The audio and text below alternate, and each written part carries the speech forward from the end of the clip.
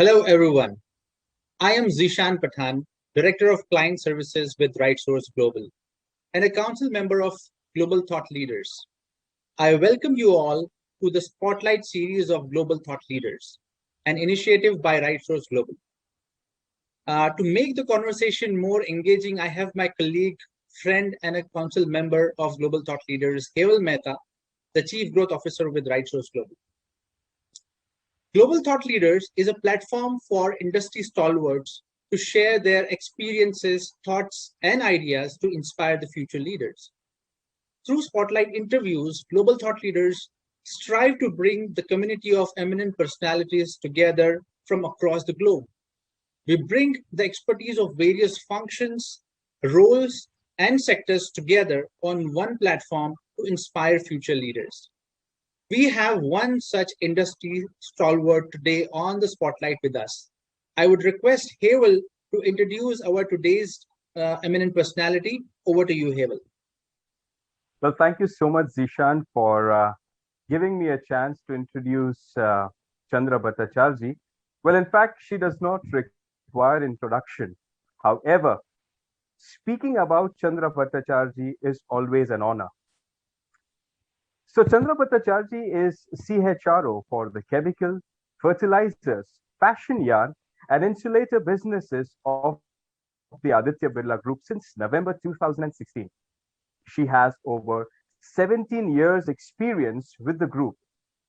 Chandra is an honors graduate in science from Delhi University and postgraduate in personal management and industrial relation from XLRI, Jamshedpur.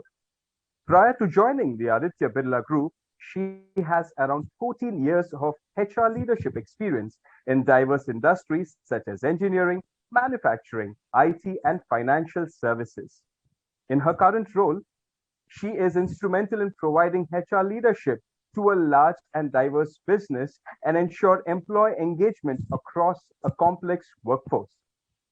The areas of her interest includes HR strategy, which is one of my favorites, organization design, which is really important for every organization to scale up to the next level, leadership development, talent management, and succession planning for the growth of the organization.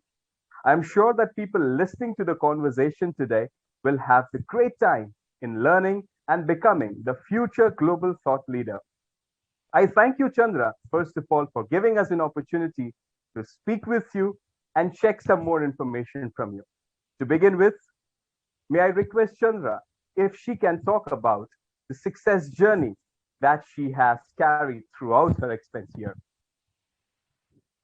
Thank you, Heval, for your kind introduction. I'm very happy to be here today and share with you all a bit of my journey and taking some of your questions to help you to go ahead. So I started my career as a management trainee with Larsen and Toubro.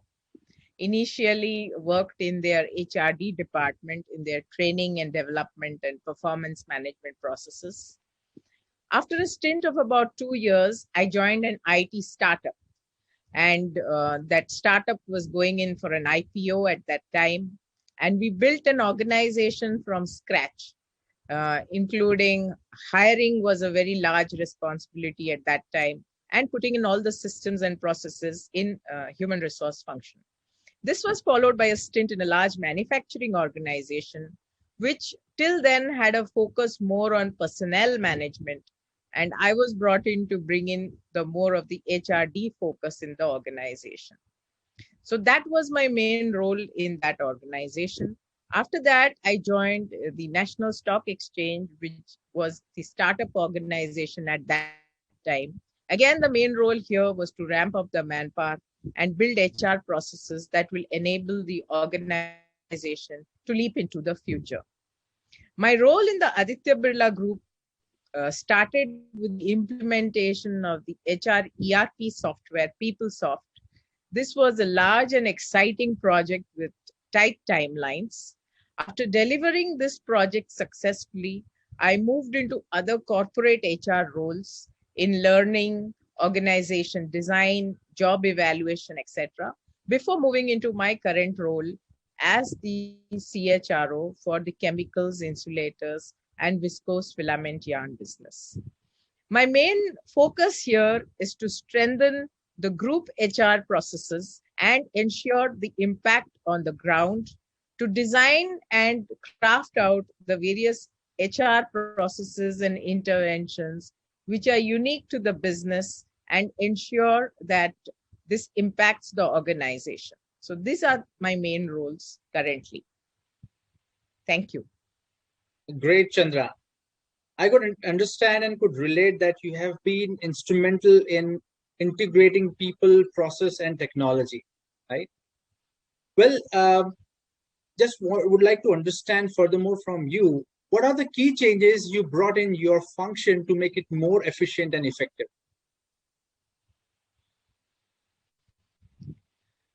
I think the main thing what I focus on in my function is to make the function numbers driven. So I am a strong believer in HR analytics. And I think that when you are going to enhance the HR function, and this is something that, I was not like this earlier, but lately I have, when I was the HR head, I have gone through various, different phases of different focus areas. But today I am focusing a lot on the HR analytics because that's the language with which you speak to business leaders. Secondly, I believe in the aspect of employee engagement. I believe that that is the one aspect of HR which is neglected. People talk about many things, but they do not understand the exact, what does employee engagement mean? And employee engagement is much more than, just doing a Friday evening get together. So I think every HR process should focus on employee engagement, and that's what I kind of build in my function, bringing the function closer to employees. And the third point, what I like to bring into my function is a continuous connect with the line managers. I like to engage and involve line managers in the day-to-day human resource function for their department. I feel line managers are the first human resource managers for their team, whether they are identifying the talent, whether they are grooming their successors, whether they are ensuring the proper skills for their team members. So these are my three main focus areas when it comes to making my function more efficient and effective. I Wow, hope I that have been able was to yeah. Wow, that was insightful, I would say, Chandra. Now, furthermore, I would like to discuss a contemporary issue where people talk more about hierarchical structure and the traditional designations. Right. So, do you think that the designations will undergo a sea change along with the accountability attached to them? See, this is a very good question because nowadays I interact with, all kinds of leaders, whether they are, traditional or they are middle management, younger people, or they are the very, leaders who are just coming out of, institutes. But unfortunately, I have seen all of them to be quite obsessed with designations and hierarchical structure. I think it kind of reflects the hierarchical structure in our society also. Only when we are able to break that, we will be able to break that hierarchic awareness or craving for hierarchy designation in our organizations. Unfortunately, I'm seeing even young leaders are continuing to be hung up on hierarchical structures and designations. But I believe what we should do is structure is needed to clarify responsibility, because who does what at what level is very important, and for which you need a structure, and how do you assign responsibilities. That is why it is needed. But if hierarchy will be there only for ego purposes, and where hierarchy does not add value, I think these will be brought down, these will be ignored, and these will not really stand. So if there is a manager who believes that, because I am a level so and so manager, people have to listen to me, that will not be there in the future. It was happening in the past that, okay, he's my manager, whatever he says is right, I have to do that. I don't think that is going to be there in Indian organizations. A manager has to be able to be, commanding the respect because of his knowledge, because of what he brings in, and also because he's focusing on the development of his team, because he has that concern for his team in his mind. So I think that is where it will be important, so structure will be what it is, nothing more than that, really, only for responsibility clarifications. Thank you. Amazing thought, Chandra. And I really agree to that point. I cannot agree more than that, because I really think and believe that the structure and the traditional designations are just basically to structure the line of command.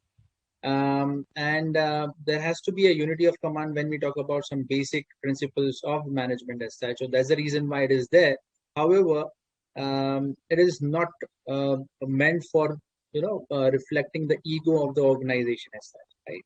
So I totally agree to that point. Furthermore, Chandra, we have seen, and currently I would say in today's day, this question would be much more relevant. Their organizations have been planning their people strategy amidst this COVID pandemic. What are the key people strategies during this COVID period which help the organizations and have helped you as well in person? I think this is COVID has really taught us what is really important in an organization, and what is that, all the other thing which is the fluff which is there in the organization. And COVID has taught us to simplify things. So I think that is the key people strategy. The key people strategy should be flexibility. That people have to have the flexibility, whether they want to work out of home, out of office. Where do they feel like? People today are going on, they want to work from some holiday place. I have got many colleagues who are working out of, let's say, somewhere in the north, in some good vacation place, but they are working. So I think earlier it was person has to be physically present in office to work, but I think that has to go. So the organizations should give people flexibility, and flexibility has to come down to the smaller team level. Certain things will have to be at the team level. So trust is very important. A manager should be able to trust his team, and he will be able to trust his team only when he himself knows the job that is happening. So I think here it's very important that you have manager who has been hands-on, who knows the work and now knows to delegate also. Secondly, it has to be output focused. We cannot say, have you put in the time? Have you put in the 8 hours of work? It is more on what is it that at the end of the day, what are you expecting from an individual? And of course, one of the main things COVID has taught us is to be humane. Because people have personal challenges, we have to be very much, kind of empathetic to them and have a human approach to people strategies. So these are the few things I think which COVID has taught us. Excellent, Thank you. excellent, I would say. Well, I would just say there's two words that I am picking from the last answer. Is first is being flexible, and second is trust. I guess these two words are really, really very important for every leader to develop his organization, his team.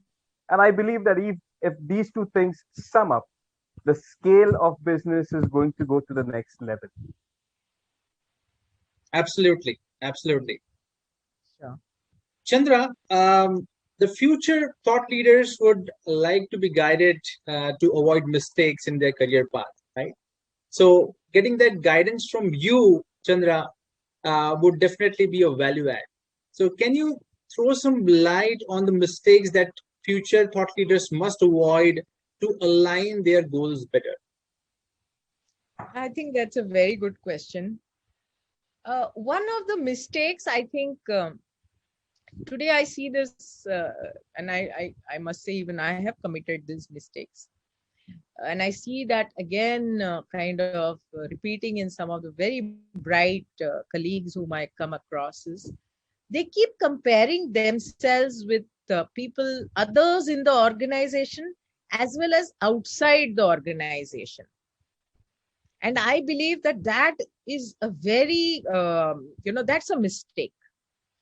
Because when you compare yourself with others, you're actually unconsciously limiting yourself. Because you are then setting the bar that, okay, I will be as much as them. But actually, the fact is, you can be more than them. So I think that is one thing I would tell all young leaders, do not do that. Just don't compare. You must focus on your own self and how you're becoming better. Secondly, the people believe that after spending, let's say, 18 months or something in a role, they feel that they have learned everything there is to do in that role. That again I feel is a mistake, because I think a considerable amount of time needs to be spent in a particular role to really understand that role in depth, and then to be able to grow into a leader. The third mistake is, of course, it's a very common one which people talk about today, is not setting goals. And lately I've become a big votary of setting goals. You must set, young people must set short-term and long-term goals. So I think that is another thing which we must do. Always focus on learning and own your job. And I believe this is a thing which I have been thinking about lately, is you work for yourself. That is very important. We always feel we are working for XYZ, but actually we need to switch that and focus on our own selves and work for ourselves. And the moment you say I'm working for myself, you will then look at things very differently, that what am I learning on the job, how am I becoming a better manager, a better person every day. So I think work for yourself would be the mantra I would like to leave to the future thought leaders. And Thank I'm you. sure by listening to this answer, the success ladder is open for all the future leaders, I would say. And also, the key to success can be few words used and implemented, I would say. Right, definitely. I mean, as you mentioned, that learning is a continuous journey, right? And at every role, you have to spend sufficient amount of time and also assimilate things in bite-sized pieces, so that it becomes a part of your personality as such. Right? So, well, that was an amazing conversation with you, Chandra. And Thank you so much. I'm sure that the young leaders would really get inspired by the insights given by you. We really wish you and the viewers all the very best for the future endeavors. Thank you once again, Chandra, for being on the call with Global Thought Leaders. Well, so Chandra, thank you from bottom of our hearts and the insights shared. And I'm sure that requests made by everyone to learn from this session, to grow in their career and make it more successfully is answered. And I'm also sure we will get opportunity to learn and get more insights from you in our future episodes. So thank you so much, Chandra, for adding value in today's session. I would not say a 30-minute session, but I would say a learning to grow and enhance someone's career. These 30 minutes would be really, really a life-changing session for anyone.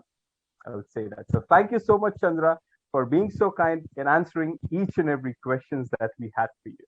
It will be a learning and inspiration for everyone. Thank you so much for that.